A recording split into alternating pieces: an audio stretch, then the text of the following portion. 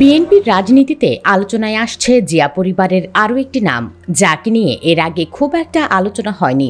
তিনি আরাফাত রহমান কোকোর ছোট মেয়ে জাহিয়া রহমান। জিয়া পরিবারের বড় দুই নাতনি জাইমা ও জাফিয়াকে অনেকেই চেনেন, কিন্তু ছোট নাতনি জাহিয়াকে হয়তো অনেকেই চেনেন না। রূপে তিনি বড় দুই বোনের থেকে পিছিয়ে থাকলেও জ্ঞানে তিনি কম যান না। জানা গেছে, রাজনীতি নিয়ে জাইমা ও জাফিয়ার থেকেও জাহিয়ার আগ্রহ বেশি। অতি দ্রুতই দেশে ফিরে সক্রিয় হতে পারেন বিএনপির মাঠ পর্যায়ের রাজনীতিতে। আরও বিস্তারিত থাকছে ভিডিওর বাকি অংশে। বেগম জিয়ার তৃতীয় নাতনি জাহিয়া প্রয়াত বিএনপি নেতা আরাফাত রহমান কোকো ও শর্মিলা রহমান সিথির ছোট মেয়ে।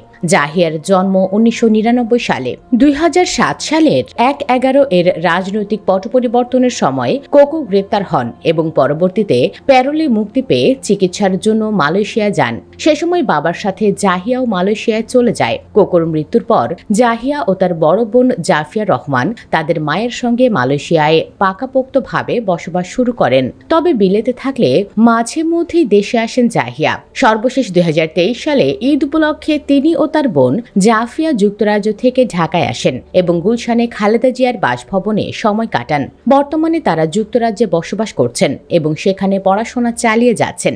মালয়েশিয়া থেকে উচ্চ মাধ্যমিক শেষ করে জাহিয়া বর্তমানে লন্ডনের একটি ইউনিভার্সিটিতে স্নাতকোত্তর সম্পন্ন করার প্রস্তুতি নিচ্ছেন বলে জানা গেছে।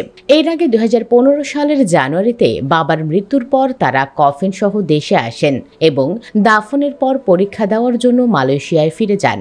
জাহিয়া ও তার বোনের পরীক্ষা দেওয়ার জন্য মালয়েশিয়ায় ফিরে যাওয়ার বিষয়টি সামাজিক যোগাযোগ মাধ্যমে আলোচনার জন্ম দেয়। বিশেষ করে 2015 সালে বিএনপির ডাকা হরতালের কারণে দেশের শিক্ষার্থীরা এসএসসি পরীক্ষা দিতে না পারলেও খালেদা জিয়ার নাতনিরা বিদেশে পরীক্ষা দিতে যাওয়ায় সমালোচনা হয়।